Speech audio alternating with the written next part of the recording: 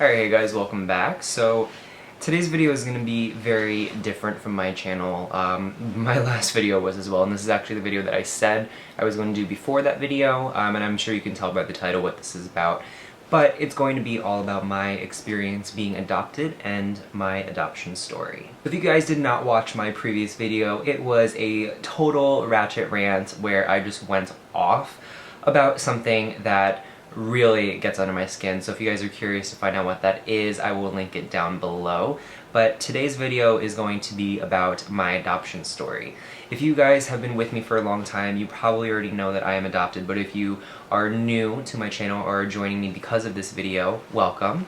I am adopted, obviously, and I was adopted from the country of Vietnam. I was 8 weeks old when I was adopted from Vietnam, and I obviously don't remember that because I was a baby, and everyone has very different adoption experiences and stories, and that's kind of why I wanted to share mine today. And also, now that I have a larger platform and more viewers in my audience, I think it would be a good time to share this video because I think it is something important to talk about, because I know a lot of people don't know anyone who's adopted, or they may just have no experience with adoption at all. So that's something I'm going to talk about, not so much the logistics of it, but the experience of it. So being adopted from Vietnam at 2 months old, 8 weeks, I do not know my birth parents, and in that regard, some may consider me fortunate and some may consider me unfortunate. I have 2 friends who were adopted in closed adoptions, but were able to find out who their birth parents were later on,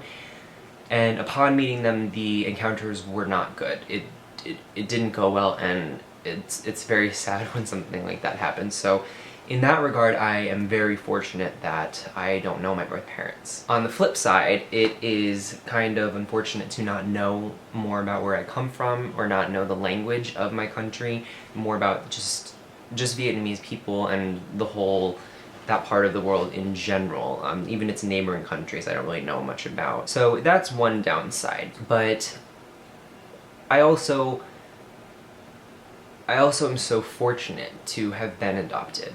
I was very lucky to actually go back to Vietnam a few years ago with my family, and it was a life-changing experience and very humbling, to say the least. To give you a little backstory, when I was growing up, I was the type of kid who wanted to fit in and be popular as much as possible. So being from a family that looks completely different from you, nothing like you at all, that was very difficult for me. My entire family has bright blue eyes and brown hair. Growing up, that is all I wanted. I wanted brown hair forever. And once I was in middle school, around 7th grade, and my parents were kind of just like, what are we gonna do? That's when I kind of started dyeing my hair. Whenever I would go over to my friend Sophie's house, we would go to CVS on our own and walk there and buy hair dye. Because if I went with my mom to CVS, she just wouldn't buy it for me. So I started dyeing my hair brown. I kept telling everyone, oh, it's the in thing, it's a fashion statement, but deep down I knew. I'd always wanted brown hair, just like my siblings, and that was the real reason why I was doing it. And looking back, it's so stupid, but that was just how I thought. And then the same thing with the eyes. I don't have blue eyes, and I've wanted them forever, and now blue eyes on an Asian would just be so weird. So thankfully I don't. I wish my eyes were a little bit lighter, but I do like that they're not blue. I am, however, quite fortunate that I do have a double lid, so I don't... Not that not having a double lid is bad. There are many people who are beautiful, and Asian people are beautiful that don't have double eyelids, but growing up in a Caucasian family, that would have just been one other thing that would have made me feel like, oh, what can I do to fix this? And surgery would have been the only option. So I'm glad that I didn't have that to deal with.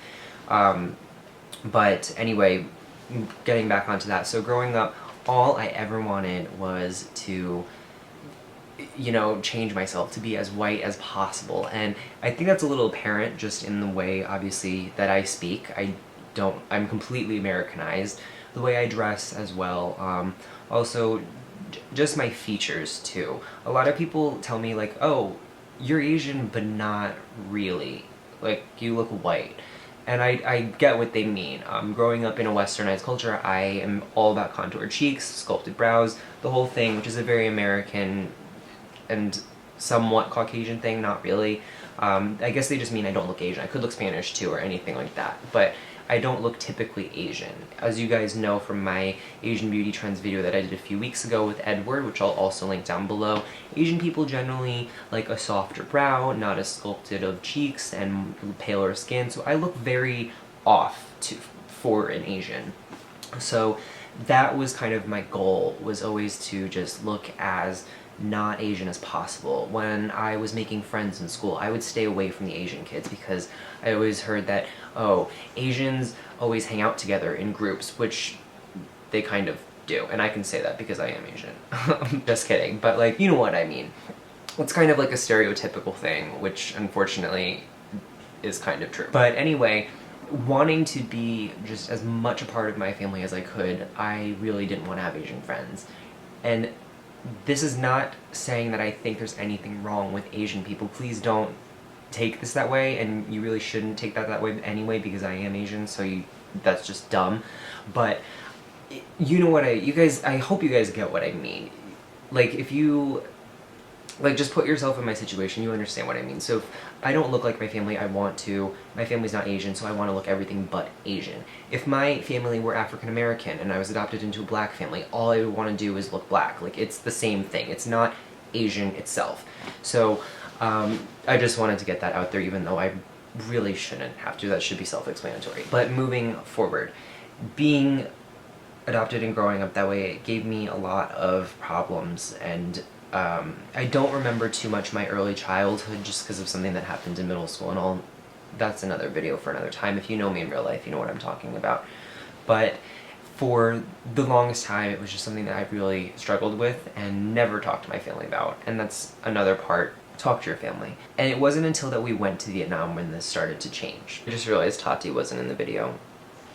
The glare is blocking her, but she's right there, as always. I know someone was going to mention in the comments, so I zoomed out. But yeah, so it wasn't until we actually went to Vietnam that I fell in love with myself and just that part of me that I was missing. Growing up, there were Vietnamese parties that I would go to. My mom got in contact with a couple of other families and mothers who had adopted children from Vietnam as well, and we would all get together around Tet, which is Vietnamese New Year, and it was so much fun. I looked forward to Tet so much because it was the one time we would get to have mooncakes, and there was something about being around other Asian kids that I loved, and I don't know why I never wanted to have Asian friends. Like, looking back, it was so dumb, because the most comfort I felt as a child was when I was there around people who I looked like, because that was my struggle, was being around people who I didn't look like. And finally, when I'm around people I look like, it was better. But yet I didn't want to have Asian friends. Like, fucking what? Okay, but so fast forward.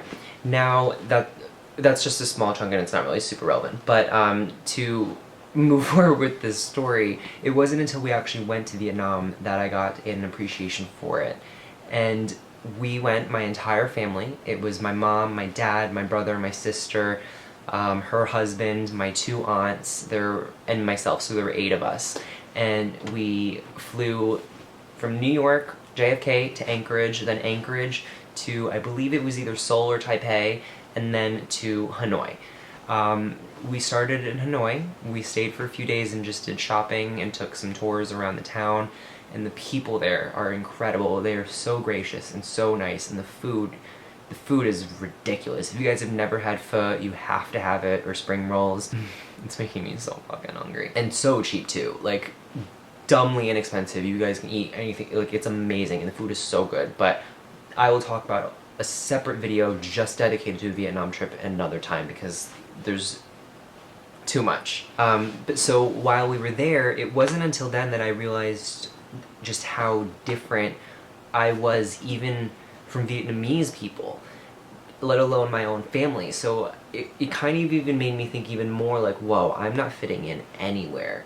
Like the tour guide that we had with us in Vietnam, the first thing he said to me was like, whoa, you look like a movie star. And that actually was apparent to me because people would like randomly just take pictures of me on the street with their phones or like cameras, and I didn't get it. But growing up here with a better diet, I'm quite a bit taller than most Vietnamese people there in Vietnam, which is weird for me because I'm super short to most people here. and my just overall complexion was better, my teeth are straight, so to them, yes, I did look like someone who would be a celebrity or whatnot, so that was a very interesting experience to me, and I wonder what it would be like going back now that I'm doing like makeup. Well, that's actually a weird thing about. But when we were there, the people would talk to me, and I don't know what they're saying, I don't understand Vietnamese, I speak Spanish, but it was almost like they knew something was off about me, but they weren't questioning it. They still would talk to me and were super nice about it, and the people there are just amazing. And the one thing that I, of course, remember the most was when we went back to my orphanage, which allegedly is the same orphanage that Angelina Jolie adopted her Vietnamese child from. Someone told me that, I'm not sure, and there was a picture of her there, so I don't know.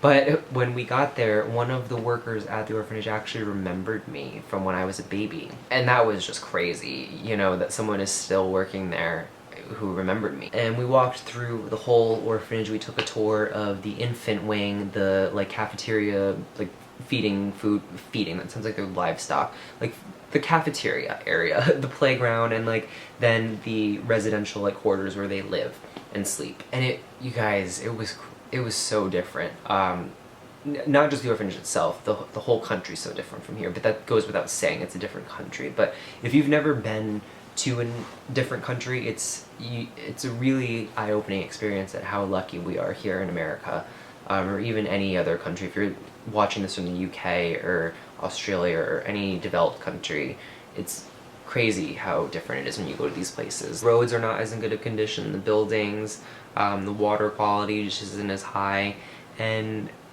we're very fortunate. So going through this orphanage and seeing that a lot of kids were either sharing like a small space and bed area was very sad to me, and I was there, you know, I was there for 2 months, so it's crazy how much your life can change just by something small as a paper being signed, you know. I could have never been adopted, which is something I'll get into in a second. So it was very eye-opening to go there. So that then leads into what I want to talk about next, and that was I think it was 4 boys or 5 boys, I can't remember the top of my head. I will find a picture of all of us and put it in the video. But there were between 4 and 5 boys there who were my crib mates when I was there as a baby and when I was brought in. And they were still there. You know, families never picked them up or adopted them, and they're still there. So that was kind of very intimidating when the translator said, "Oh, these are 4 boys who were here when you were here." I didn't expect that going into this trip. That's not something we had planned on happening. So initially, my first thought is, oh my god, they're gonna hate me, you know? They're gonna see me with my family and be sad. Not at all. We all huddled up and took a picture together. I didn't know what they were saying, but they were like still talking to me in Vietnamese and like saying "gam un." That's like the only thing I can say. It's either "gam un" or "come un." If you're Vietnamese, please correct me, which means thank you. So they were just so happy that we even came to visit them. And we had previously, a few days ago, gone to the Coconut Island, and bought coconut candy, which we brought for them, and it was just an amazing experience. So getting to meet them was probably the most humbling thing that can happen to you, really. I mean, not really. There are many more things, but in someone in my situation, it was probably the most humbling thing that's ever happened to me. And it really was the thing that got me more appreciative of Vietnam. Going back home was really difficult. We came back home, and the first thing that we ate was pizza, and it was fucking awful. You know, you have this amazing food, and it's very affordable, and then you come home and you have one giant large pizza, which costs like 3 times as much as 2 meals there. So it took a little bit getting used to the food again. I mean, not getting used to, but it was sad leaving there, and the people and just the lifestyle in the country. It's so beautiful there. So once I came home, I then started getting more interested in Vietnamese things. I started watching anime again. That's not Vietnamese, but it's Asian in roots. I started talking a little bit more to some of my Asian friends at school, and and now I always watch Vietnamese cooking recipes on YouTube when I'm bored, or just looking at pictures of Vietnam, and I want to go back so badly. So I guess just the point of this was to share my experiences and just say being adopted is awesome. And it doesn't always feel like that way. It can be very hard. You can feel like something's missing. You can feel like you don't fit in. And that passes. That does pass. Now, unfortunately, there are situations where people end up in homes that may not even have been better than the orphanage that they came from, or end up going through the foster system. You know, there's so many horrible stories. But for those of you who have a typical adoption, that's what I'm reaching you out to about today. Was that right? That sounded weird. So yeah, if you guys are thinking of adopting a child, if you are an adopted child, do it. It brings nothing but happiness into the lives of everyone involved. And saying this, it's weird for me to say this now because I don't really talk to my family about this kind of stuff. We're close, but not in the disclosure department, especially me. I don't share things much, and I don't ask for help a lot. So the issues that I had with my identity can easily be avoided if you talk to your family. If you're feeling kind of like, I don't fit in, or I'm different, you are, but that's fucking awesome. So be different and just embrace it. So that's really what I wanted to talk to you guys about today, was my experience being adopted. It can be really interesting, very cool to have someone who is adopted in your life, because they get kind of two worlds in one, you know? And that's also up to the person. So if you guys are adopted and you're from another country, if you're adopted from America, obviously this is different, but if you're adopted from overseas, learn about where you're from, embrace it, eat the food, meet people from there, go there. It's just, you will be so much more of an enriching person to other people by doing that, because you are adopted from another place that's not here. So it's really cool to be adopted, and I know it can be really sucky in the beginning, especially if you feel like you look different from your family, or if you feel attached to your birth parents. It can be really hard, but just know that that's not your mom and dad. Your mom and dad are the people that signed the papers, that went and picked you up, that fed you, and that are living with you now. So that's really something to remember as well, especially if you're someone who has this kind of like hole, they call it, a hole in your heart for your parents that you never met. I very fortunately never had that. I have absolutely no desire to meet my parents, or like, I don't think about it a lot. I'd love to meet them like once just to see what they look like, because I also don't actually look like a lot of Vietnamese people, so I don't know where my face came from, so that's what I'm curious about too. But to be quite honest, I don't really have an attachment to them. I would love to meet them just to know more about the culture, and that's something I didn't have, but I can have that easily from making Vietnamese friends. Oh, that's also something I forgot to mention, was how I got to the orphanage. My mother or father had me and left me in a tree. I know that sounds crazy, but trees in Vietnam, they are like fucking like Amazon jungle trees. Their roots are like yay wide, like huge, humongous roots that you could like hide in. So I'll put a picture of one in right now. So someone found me, someone heard me crying apparently, and walked me to the closest orphanage, which happened to be a few streets away or just a few hundred feet away. And luckily I was not left alone long enough where I was in bad enough condition where I couldn't have been saved or like raised. And I grew up fine. I was very malnourished. When my mom picked me up at 8 weeks old, I was 8 pounds. So I was much smaller than most babies. Like a lot of babies, you know, like when they're first born, they're 8 pounds. So I was like tiny, tiny, tiny. So yeah, I made it. But yeah, so if you guys are adopted, please let me know in the comment bar down below. Share your stories. I'm super interested to know about you. I don't have that many friends who are adopted, and those who are, I knew in high school, so they no longer live near me, or we're not super close anymore where I can just be like, hey, what's up? So I can't really do that. I could, but weird. And yeah, so guys, thank you so much for watching. This was a long one, but I did want to share this story and just talk about how being adopted has affected me as a person. and just what it's like to be adopted. It's kind of weird, but not really. It eventually feels like nothing when you're with your family or with your family, that's it. But yeah, I'll see you guys in my next one. I do have a couple other videos coming up soon. I will be doing kind of another similar video where I talk about something that happened in my past, which was very, it affected my life very heavily. So that's something that I feel like I should share with you all. And then we will be back to makeup. I'm taking a little bit of a break from makeup because there's just been a lot of things that have been like weighing on me that I want to talk about, and that I started this channel with the sole intent of doing just makeup videos because I didn't really think storytelling was something that people were interested in, and now there's storytime videos all over the place. So I'm not turning it into a storytime channel. That's definitely not going to be my main focus because I'm not good at talking. I have a couple things on my mind and I want to share them with you, so that's about it. I'll see you on my next one. Until then, oh, and if you guys are new to this video, thank you so much for sticking through to the end. I hope you do subscribe to stay tuned for more videos like this. We do lots of fun makeup tutorials on my channel, and of course I guess we'll be doing more stories now. So yeah, I'll see you all in my next one, and until I say the same fucking thing in every video, I'll see you guys later. Bye.